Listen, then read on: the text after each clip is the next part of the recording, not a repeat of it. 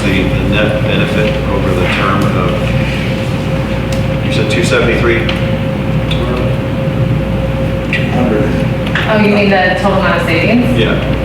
We're estimating that over the 20-year term, you'll save $2.9 million. Almost $3 million is 2.99. That assumes the current, your current value of solar, which is for every kilowatt hour that the solar is producing, what you would have otherwise paid to the utility. We take that and then we escalate that by the generation component by 2.7%. And that's how you get to the 2.9. In reality, this is a flat rate agreement, so as PG&E rates go up and up and up, your savings just grow.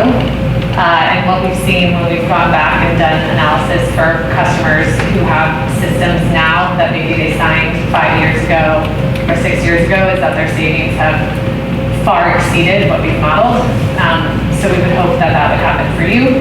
Of course, there is the potential that if PG&E rates do not go up by the amount that's modeled, which I think we can all say has been unlikely, and their investors depend on those rates going up.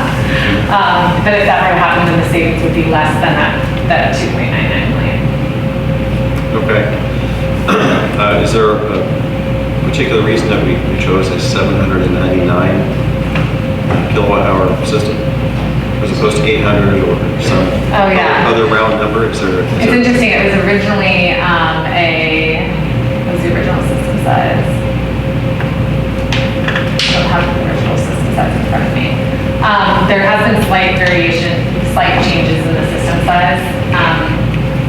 We always need to make sure that we're below the kilowatt AC rating of the interconnection application. We can't exceed that. So when we apply for interconnection, we likely size the system based on the available space plus the usage to maximize that system.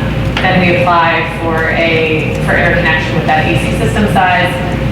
And then we need to make sure that we stay below that. The system size that we're quoting is the DC system size. So I'm guessing this had to do with engineers just as equipment, when you signed it, sometimes that equipment isn't available by the time we are constructing, so as those changes are made, the engineers are seeking to stay within a certain range of that interconnection application. Okay, so nothing regulatory. No. So, and I guess the other question, if that's the case, that all makes perfect sense. Being that this whole project started 4 years ago, Billy? The whole thing started almost 8 years ago. Yeah. So I'm assuming that, the system that spec when we first entered this agreement, forefront, was probably certain panels, converters, and all that business. And again, you allude to the capacity, and would understand that we'd have to forecast what the capacity or how the needs of the plant will be for the next 20 years. I'm sure that's taken into consideration, but if that's the case, has the system changed with more efficient converters, panels, et cetera, or is it really kind of the same as spec? I'm not sure about that engineering question. I know that we're always trying to stay within the original interconnection application size. Modules have become more efficient. What that means is that you can install less of them to get the same power output. But I don't have the modules on the top of my head. I am connected to the internet and look it up. Give me like 5 minutes. Okay, I was just curious. Again, obviously, if we reduce the footprint or reduce the number of panels or components, would that have the opposite effect of reducing what we forecast as a $700,000+ addition to the cost of putting the system in? Are you wondering what could be done to have value? I wasn't sure if it had changed and if that was also taken into consideration, and that's the net number? Or Yes. That's just the 700, that amount is after value engineering. Okay. So doing everything we can to try to leverage today's higher wattage modules to reduce your balance of system. That's the steel cost that supports the system. So after value engineering, that is for this new value engineered array, the cost from the EPC provider, and that's mostly due to the delays.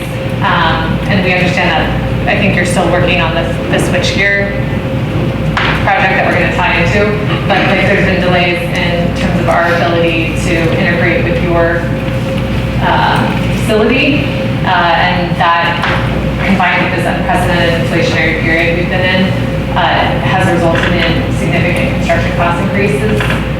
Though, as I noted, and I think this may have made it in the board package, but Forefront Power is covering the contingency budget, so that we don't have to come back to you with more increases if there are tariffs and whatnot. So we're covering a contingency budget at our expense, and then we've covered a good portion of the O&M insurance and financing cost increases. Okay, great. And the other thing I should also mention to your question on system sizing is in order to maintain your NEM2 status, we do have to be careful about making sure we keep that interconnection application in good standing, which means, any equipment swaps following the rules of Rule 21 for equipment swaps, following those rules for staying within the bounds of the original interconnection agreement. So that does create some limitation, but the limitation that places on value engineering is worth it, and the greater savings you receive from that crediting regime. Okay, and going back to the original agreement, this system is completely owned and maintained by your company or Forefront. There's no, with one of the bottom of the barrel pieces, obviously, that would be in the interest of your company, Forefront, to not provide the lowest quality pieces available just to. Yes. So the interests under the energy services agreement are aligned because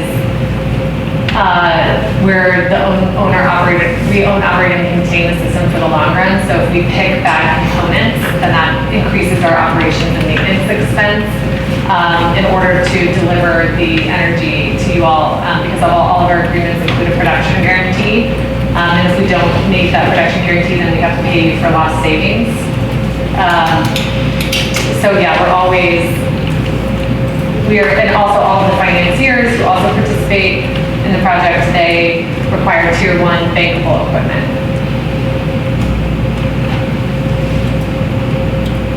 Is there another cost besides the per kilowatt? Is there a separate cost in there as far as what we would have to cover, a monthly charge? No, it's just the per kilowatt hour. Gotcha. So every kilowatt hour that we produce, you all pay for. And then if we produce less than our production guarantee, we reimburse you for the lost savings between PG&E and us, which creates that incentive, that real alignment of interest to ensure that the system is always producing. So yeah, we don't get paid unless it produces, and then we never realize a return on investment.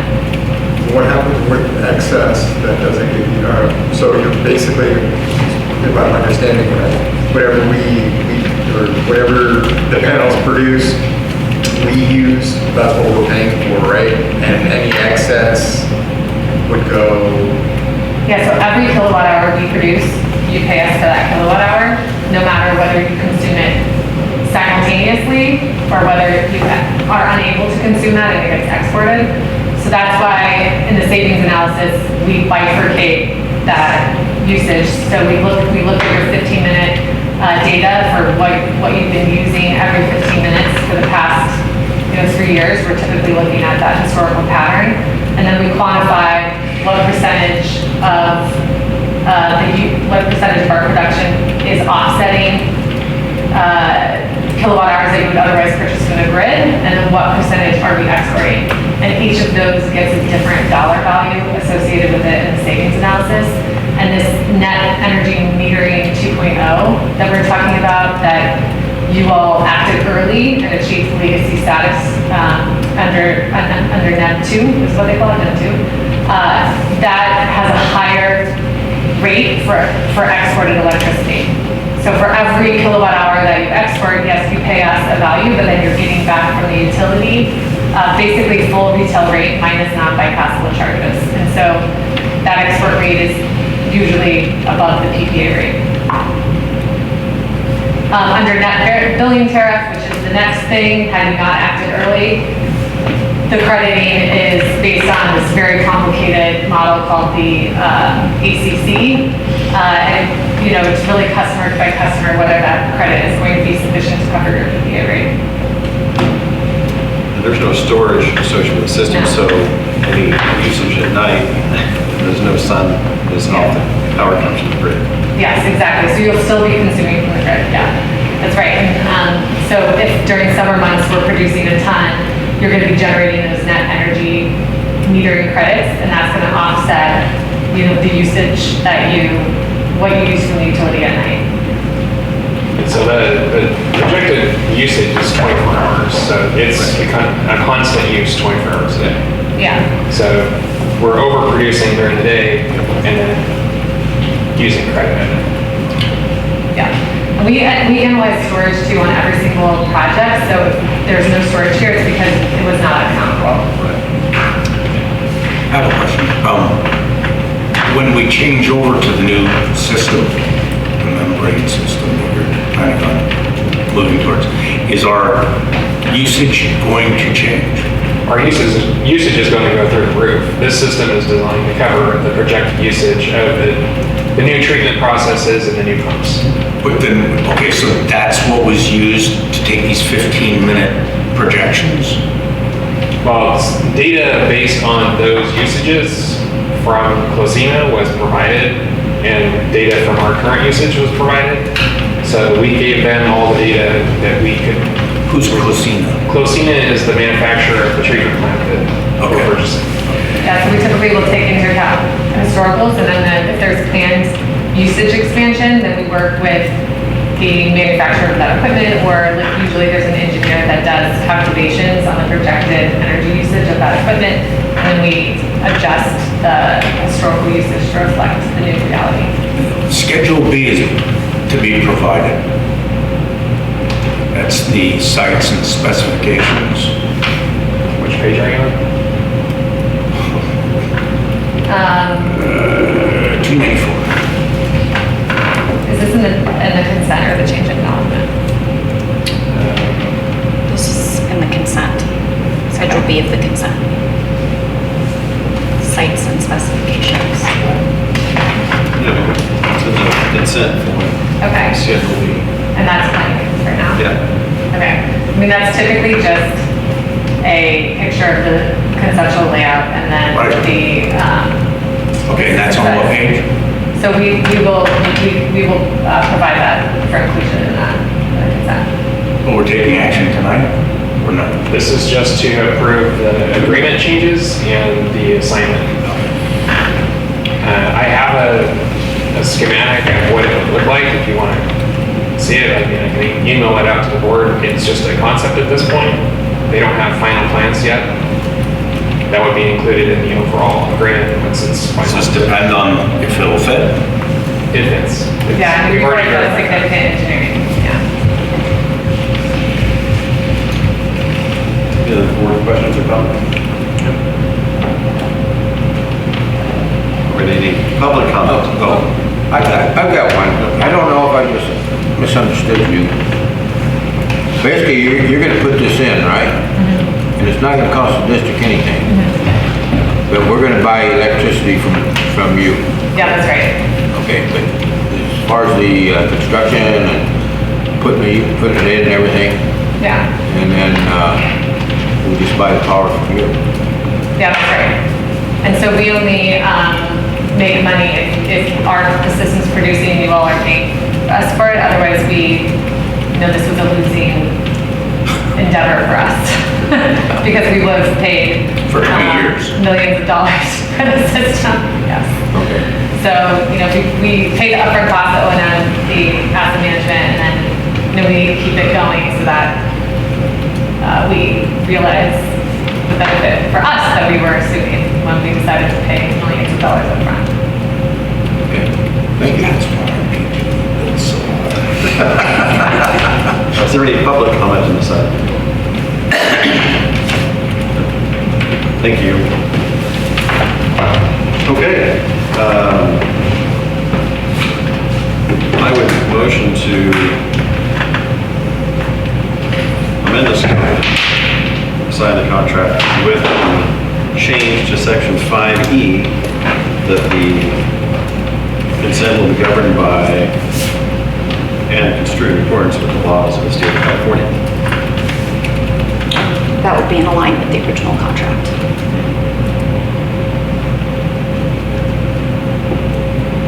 I second. We have a motion on the floor by Director Sangster to approve the amendments to scope and fees of existing contract between Forefront Power and San Mateo Community Service District and approve consent of assignment to Green Skies Clean Energy with the changes to 5.E governed by the state of California. Seconded by Director Beatty. On the vote, Director Green, Yes. Director Smiley, Yes. Director Beatty, Yes. Director Davis. Yes. Director Sangster. Yes. Passes 5-0, no absent. And we look forward to getting this project off the ground. All right. Thank you for coming. On the ground. Thank you. On the ground. On the ground. In the ground. Okay, thank you again. We'll move on to item 10.3, monthly theme detailed investment reports for April 2025. So it's actually 10.2. No, So revisions and updates to the district reserve my policy. apologies. All right, 10.2. Yes. That is confusing.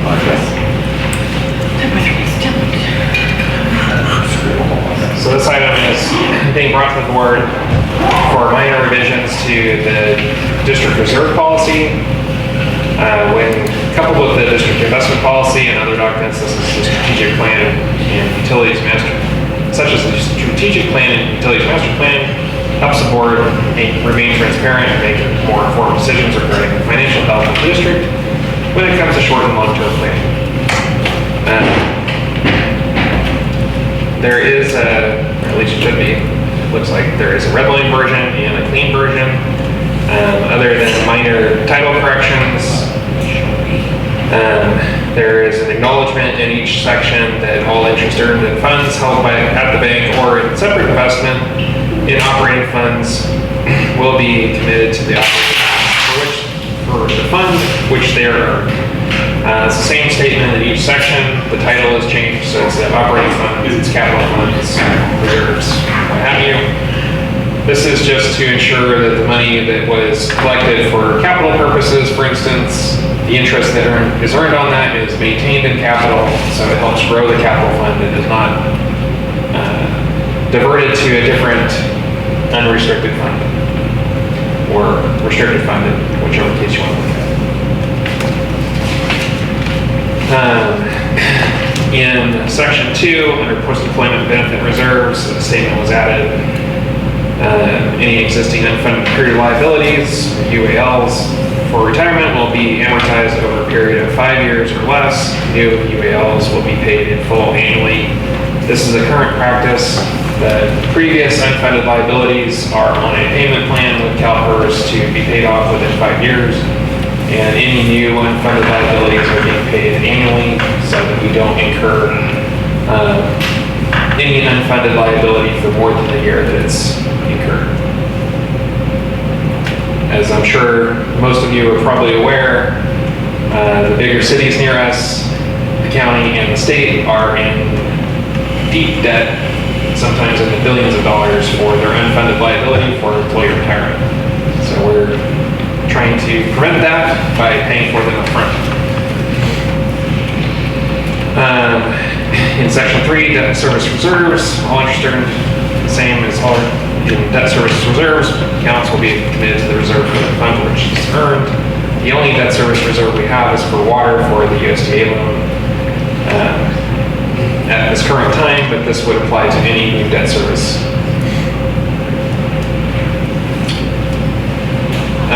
Under section 4, previously the fire department had transferred all monies to the operational reserve and then transferred just their annual budget to operational cash. Due to current financial climate, we're removing that. Thank you. they'll be depositing monies received into the operational cash, just like all the other departments. Any excess funds can be transferred to operational reserves, just like all the other funds.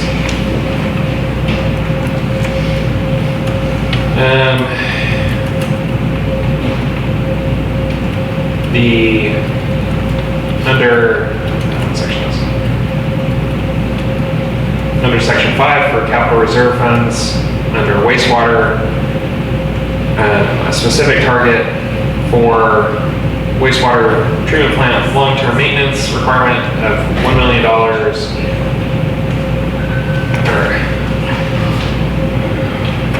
Sorry, that did not get typed right.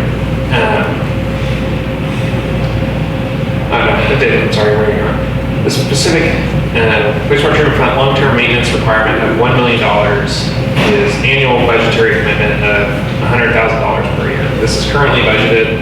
That $1 million is the projected cost for replacement of the membranes in the treatment plant at a 10-year cycle. Okay. So that money is specifically set aside every year in a separate account so that can accumulate and that money will be available and not cause undue burden on user fees or cause out of cycle rate increases. That is separate from the capital reserves for wastewater that could be used for any other capital purpose. And that is all the changes, other than minor capitalizations. If you have any questions, I'd be happy to answer them. Thank you. Questions or comments from the directors?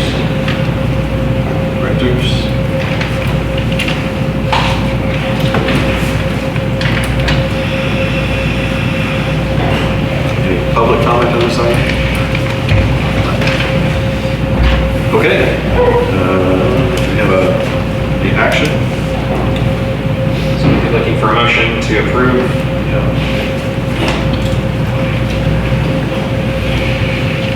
I'll motion to approve. I'll second. I have a motion on the floor to approve Resolution 2025-14, revisions and updating the district reserve policy by Director Sangster, second by Director Smiley. Now a vote.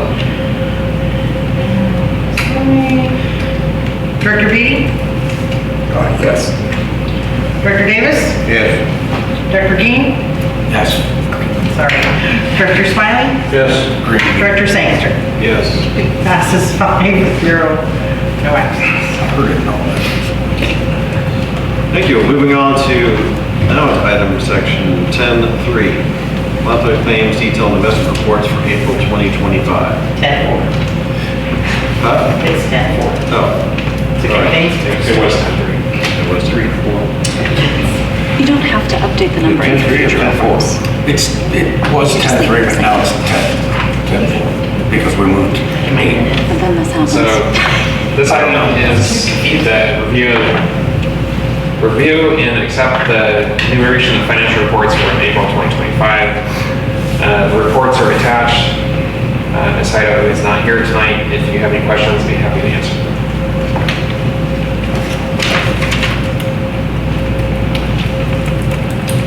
Questions, comments? No questions. I presented a question to you by email.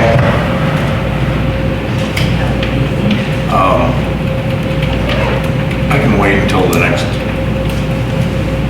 month So if you'd like, we can discuss it right now. Is that Public other question. fall within the realm of accepting this monthly report? So it would be on the same topic, however, it wouldn't be, accepting this report is not predicated on your answer or your class. Do whatever you feel is comfortable. So, Director Green emailed asking in regard to legal expenses incurred for the recall several years ago, why that was provided on the financial reports and stated in the public meeting. just as is in this current report, different legal costs are broken down by how much we're paying for each one. At that time, that it was requested of the financial officer to separate that out and to provide that total. Then there's a documented report concerning that total that was shared with the public on the evening that it was. On which evening? The evening that it was mentioned to the public, to the board. So I'm not aware of that at the moment, but if there was a report that was provided to the board at that time, if we can narrow down when it was provided, then we can find it. I would like to direct staff to do that. So we would have to get support for that. You need another board member? So what Director Green is asking for is the report that was discussed when the total cost for the recalls or the recall legal fees was discussed. I don't remember what year that was, that particular report would have been discussed, but for staff to find that and provide that. It's not a legal report, it's a financial. I can tell you, it was the year 2021. And if I remember right, it was possibly the October meeting. But it was right after we were 35 votes short. Right after it failed. Yeah, right after that recall failed, so it shouldn't be too hard to find that out, because, Well, I can look for it, and Yeah. as long as we have support of two board members, or obviously Director Green, and support of another board member, or me to spend the time to do it. well, I'm in support of it. So you have Green and Davis, okay. So we'll look for that. Again, this particular report being presented today doesn't have anything to do with that. Okay. But, That's why I wanted clarification. so we'd still be looking for a consensus to review and accept this. After public comment. After public comment. Yeah. If there's no other questions. Yeah. Yeah, it doesn't require a motion, it's just a consensus. I consent. What? For the details. Any other public comment? Oh, I'm sorry. What are you talking Still have to ask. Any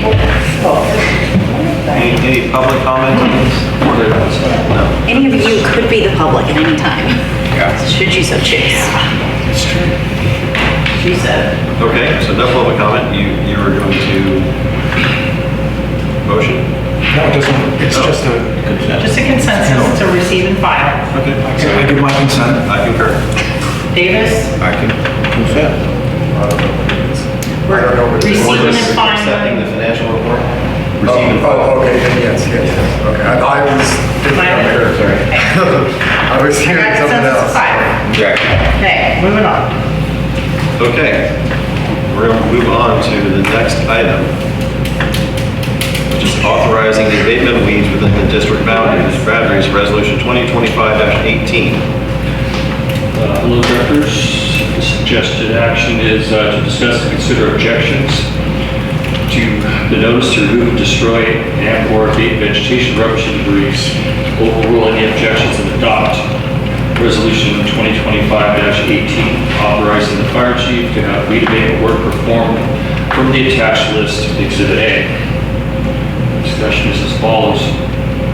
San Miguel Community Service District is authorized to take necessary abatement action where property owners, after proper notification, fail to abate public nuisances caused by the accumulation of weeds or debris on their properties.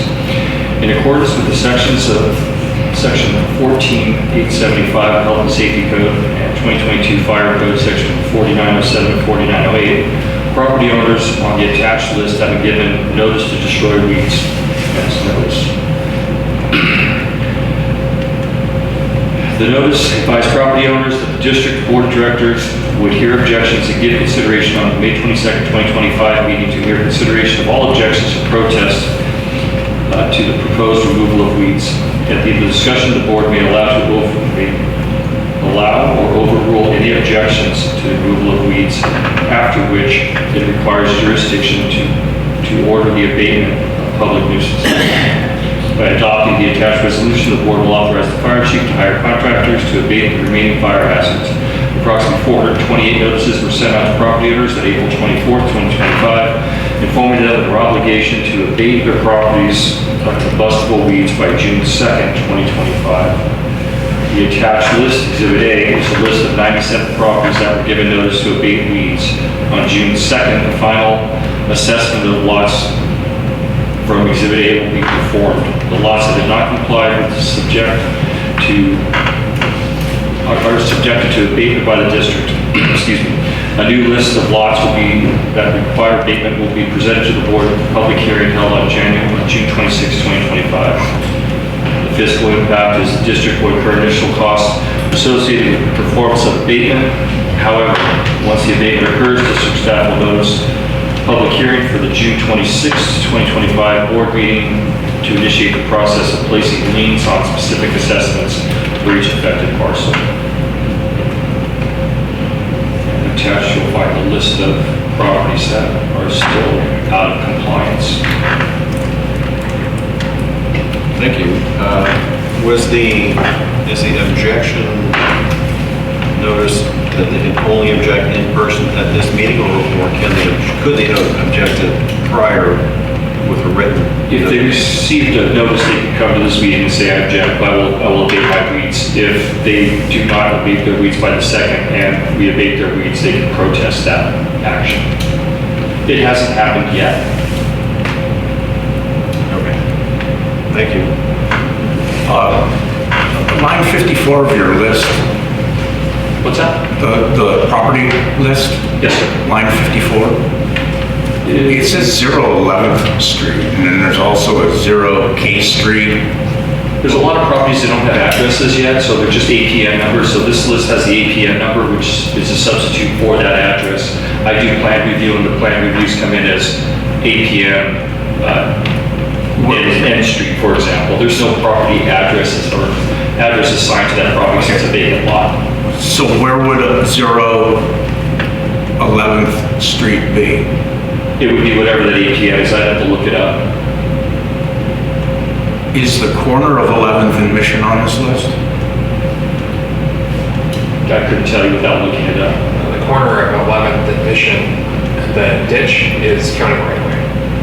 The corner of 11th and Mission? Yeah, that's the county right away. And we'll abate that. Does the fire code say that for the San Miguel Fire Code? I know Roland, Chief Snow once told me that when I was doing fireworks over there, that when you abate a property, you have to abate it from improvement to improvement, meaning that you have to take it all the way to the street or the curb. Is that part of our fire code? We're only able to abate property from the road to the fence, and if there's no fence, then we can go onto the property and abate that property. Now, the easements are county easements.